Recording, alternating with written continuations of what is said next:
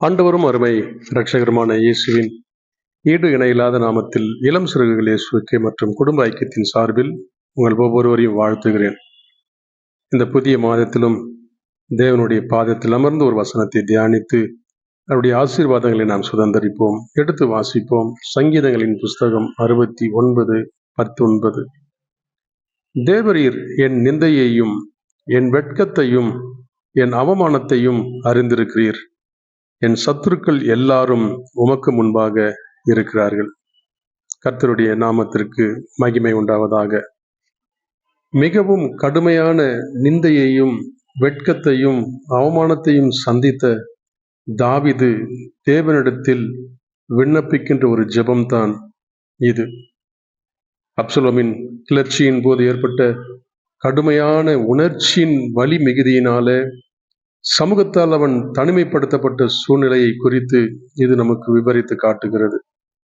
இப்பேற்பட்ட சூழ்நிலையின் மத்தியிலும் தாவீது கடவுளின் மீது காட்டிய விசுவாசம், வைராக்கியம் மற்றவர்கள் அவரை கேலி செய்ய வைத்தது. தொடர்ச்சியான நிந்தைகளும் அவமானங்களும் வெட்கங்களும் நம்மை நெருக்குகின்ற பொழுது, மனித ஆறுதல்கள் தோல்வி அடையும் போது, கடவுள் நமக்காக அநியாயமான அந்த நிந்தையை அவர் அணிந்திருக்கிறார் என்பதில் நாம் ஆறுதல் கொண்டோம் என்று சொன்னால், நம்முடைய விசுவாசத்தை, வைராக்கியத்தை அவர் மேல் வைத்து உலகத்தை வெறுத்து கிறிஸ்துவை மகிமைப்படுத்த நமக்கு உதவி செய்கிறதா இருக்கிறது. எதிரிகளுக்காக நாம் எப்படி ஜெபிப்பது என்பதை தாவீது கற்றுக் கொடுக்கிறார். நாம் நன்மையே செய்தும் நாம் எடுத்துக்கொள்ளாத ஒன்றை திருப்பி கொடுக்க வேண்டும் என்கிற நிலை வருகின்ற பொழுது சோர்ந்து போகிறோம். இருதயத்திலே மிகவும் வேதனை கொள்ளுகிறோம். செய்யாத ஒன்றுக்காக நாம் பதில் சொல்ல வேண்டிய கட்டாயத்திற்குள் தள்ளப்படுகின்ற பொழுது இந்த உலகம் நம்மை ஏளனமாய் பார்க்கத்தான் செய்யும். மாறாக தேவன் மேல் வைக்கிற அந்த விசுவாசம், அந்த வைராக்கியம் நம்மை அவரிடத்தில மேன்மையுள்ளவனாக மாற்றி காட்டும். கடவுள் தம்முடைய குழந்தைகளுடைய துன்பத்தை ஆழமாக புரிந்து வைத்திருக்கிறார். மாறாக ஒருபொழுதும் அவர் அவர்களை அலட்சியப்படுத்துவதே இல்லை. ஒருவேளை நாம் நம்பியிருக்கிறவர்கள் நம்முடைய கஷ்டமான சூழ்நிலைகள் மத்தியில நமக்காக பரிந்து பேசவும் ஆறுதலாய் சொல்லவும் கூடாத பொழுது, தேவன் நமக்காக இருக்கிறார் என்கின்ற அந்த நம்பிக்கை நம்மை தைரியத்திற்குள்ளாய் நடத்தும்.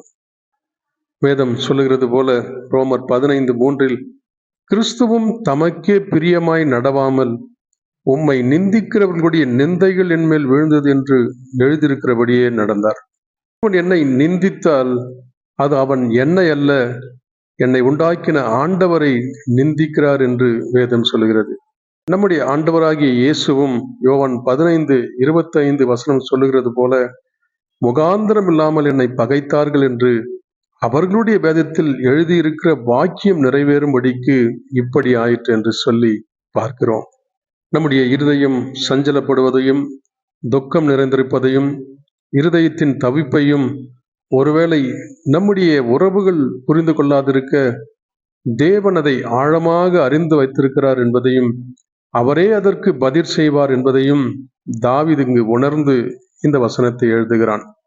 எபிரேயர் 4:13 அவருடைய பார்வைக்கு மறைவான சிருஷ்டி ஒன்றுமில்லை, சகலமும் அவருடைய கண்களுக்கு முன்பாக நிர்வாணமாயும் வெளியரங்கமாயும் இருக்கிறது, அவருக்கே நாம் கணக்கு ஒப்புவிக்க வேண்டும். நமக்கு எதிராய் தீங்கு செய்கிற ஒவ்வொருவரும் கணக்கு ஒப்புவிக்க வேண்டும் என்பதை குறித்து வேதம் சொல்லுகிறது. ஒருவேளை நாம் அவமானப்பட்டாலும் நிந்தையை அடைந்தாலும் நம்மை முகாந்திரம் இல்லாமல் பகைத்தாலும் நமக்கென்று உதவி செய்ய ஒருவரும் இல்லாத பொழுதும் தேவன் நமக்காக இருக்கிறார், நமக்காக வழக்காடுவார், நமக்காக நியாயம் செய்வார் என்பதை மறந்து விடாதிருங்கள். 1 பேதுரு 2:6 சொல்லுகிறது, அந்தபடியே இதோ தெரிந்து கொள்ளப்பட்டதும் விலையேற பெற்றதுமாயிருக்கிற மூலைக்கல்லை சீயோனில் வைக்கிறேன், அதன் மேல் விசுவாசமாயிருக்கிறவன் வெட்கப்படுவதில்லை என்று வேதத்திலே சொல்லியிருக்கிறது. கர்த்தரை நம்பி ஒருவனும் ஒரு காலும் வெட்கமடைவதில்லை, புறக்கணிக்கப்படுவதில்லை, தள்ளப்படுவதில்லை. மாறாக நிந்தையை அவர் சுமந்தார் என்கின்ற வசனத்தின்படி நம்முடைய எல்லா நிந்தைகளையும் அவர் சுமந்து கொண்டு நம்மை விடுதலையோடு வைத்திருக்கிறார் என்பதையும் நம்மை ஆசீர்வதிக்கிறார் என்பதையும் நாம் அறிந்திருப்போம் என்று சொன்னால் நம்மை போல் பாக்கியவான்கள் யாரும் இல்லை. நேரங்களில் சோர்ந்து போகிற நம்முடைய வாழ்வில் ஆண்டவருடைய வார்த்தையின் ஆறுதல் வசனங்கள் தான் நமக்கு தைரியத்தையும் நம்பிக்கையும் கொடுக்கிறதா இருக்கிறது. புலம்பல் 3:30-33 வசனங்களை பார்க்கிற பொழுது தனக்கு எதிராய் செய்யப்பட்ட அநியாயங்களையும் தனக்கு எதிராய் செய்யப்பட்ட சதிகளையும் தேவன் அறிந்திருந்தும் தன்னை அவர்களுக்கு ஒப்பு கொடுத்தார், வாயை திறவாதிருந்தார் என்று சொல்லி பார்க்கிறோம். தன்னை அடிக்கிறவனுக்கு தன் கன்னத்தை காட்டி நிந்தையால் நிறைந்திருப்பானாக. ஆண்டவர் என்றென்றைக்கும் கைவிட மாட்டார். அவர் சஞ்சலப்படுத்தினாலும் தமது மிகுந்த கிருபையின்படி இறங்குவார். அவர் மனப்பூர்வமாய் மனுபுத்திரரை சிறுமையாக்கி சஞ்சலப்படுத்துகிறதில்லை. பொல்லாங்கினால் சோதிக்கிற தேவனும் அல்ல. சங்கீதம் 37:12-13 வசனமும் இதைதான் சொல்லுகிறது. துன்மார்க்கன் நீதிமானுக்கு விரோதமாய் தீங்கு நினைத்து அவன் பேரில் பற்கடிக்கிறான். ஆண்டவர் அவனை பார்த்து நகைக்கிறார். அவனுடைய நாள் வருகிறது என்று காண்கிறார். எல்லோரும் ஒரு நாள் நம்முடைய காரியங்களுக்கு தக்கதாய் கணக்கு ஒப்புவிக்க வேண்டும் என்பதை குறித்து வேதம் தெளிவாய் போதிக்கிறது. ஒருவேளை நம்முடைய நிந்தைகள், நமக்கு எதிராய் நடத்தப்பட்ட மற்ற காரியங்கள், அவமானங்கள் எல்லாவற்றையும் மாற்றுவதற்கு ஒருவர் உண்டு. அப்படிப்பட்ட சத்துருக்களை நாம் நம்முடைய எதிராளியாக நினைக்காமல் தேவன் அவர்களுக்கு முன்பாக இருக்கிறார், அவர்கள் தேவனுக்கு முன்பாக இருக்கிறார்கள் என்கின்ற உணர்வுகளோடு கூட கடவுளை நாம் அணுகுகின்ற பொழுது நமக்காக நியாயம் செய்கிற ஆண்டவர் நம்முடைய வழக்கை தீர்ப்பார். உலகத்தினுடைய வெறுப்பு கிறிஸ்துவை மகிமைப்படுத்த நமக்கு உதவுகிறதா இருக்கிறது.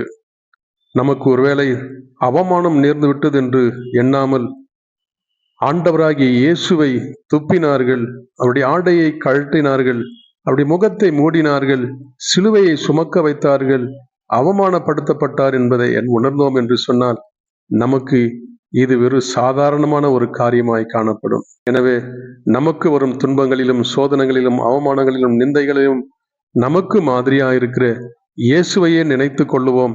அவரே நமக்கு பலன் கொடுக்கிறவராய், நியாயம் செய்கிறவராய், நம்மை உயர்த்துகிறவராய் இருக்கிறார் என்பதை மறந்து விடாதிருங்கள். கண்ணீரின் பள்ளத்தாக்கில் நடக்கும் போதெல்லாம், கண்ணீரின் பள்ளத்தாக்கில் நடக்கும் போதெல்லாம் கனிவோடு உந்தன் கரம் என்னை அணைத்ததே, கனிவோடு உந்தன் கரம் என்னை அணைத்ததே.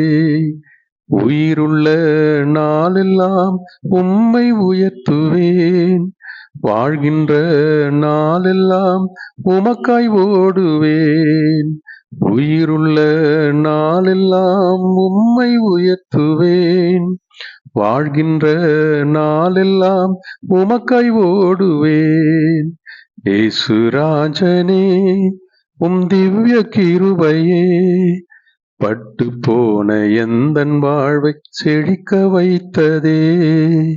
இயேசுராஜனே உம் திவ்ய கிருபையே பட்டு போன எந்தன் வாழ்வை செழிக்க வைத்ததே.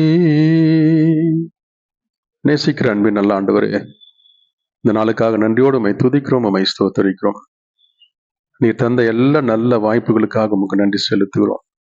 இம்மட்டும் ஜீவனை தந்ததுமல்லாமல் உம்முடைய கிருபையை ஒவ்வொரு நாளும் எங்களுக்காக வைத்திருக்கிறதுக்காய் ஸ்தோத்திரம். எங்கள் இழப்புகள், தோல்விகள், பயங்கள், தனிமைகள் எல்லாவற்றின் மத்தியிலும் ஆறுதல் படுத்துகிற தேவனாய் எங்களோடு நீர் வந்து எங்களுக்கு துணை நிற்கிறதற்காய் ஸ்தோத்திரம். எங்களை உணர்த்துகிறதற்காய் ஸ்தோத்திரம். கடந்த மாதத்தில் இழந்து போன எல்லாவற்றையும் கூட நிறைவாக்கி தருகிற தேவ கரத்துல எங்களை அர்ப்பணிக்கிறோம், ஒப்புக் கொடுக்கிறோம். எங்கள் சூழ்நிலைகள், எங்கள் தனிமைகள், எங்களுடைய உபத்திரவங்கள், கஷ்டங்கள் எல்லாவற்றில் மத்தியிலும் நீரே எங்களுக்கு ஆறுதல் செய்கிறவராய், உதவி செய்கிறவராய் நீர் எங்களை உங்களுடைய கரத்தில் ஏந்தி கொள்ளும். எங்கள் தேவைகள் மத்தியிலே நீர் எங்களுக்கு போதுமானவராக இருந்து எங்களையும் எங்கள் உடைமைகள் எல்லாவற்றையும் நீர் பாதுகாத்துக் கொள்ளும். என்றைக்கும் உமக்கு நன்றியுள்ளவர்களாய் ஜீவிக்க எங்களுக்கு நல்ல இருதயத்தை தாரும். உம்முடைய கரத்தில் எங்களை அர்ப்பணிக்கிறோம், ஒப்புக் கொடுக்கிறோம். காத்து நடத்துவீராக. இயேசுவின் நாமத்தில் ஜெபிக்கிறேன் நல்ல பிதாவே, ஆமென்.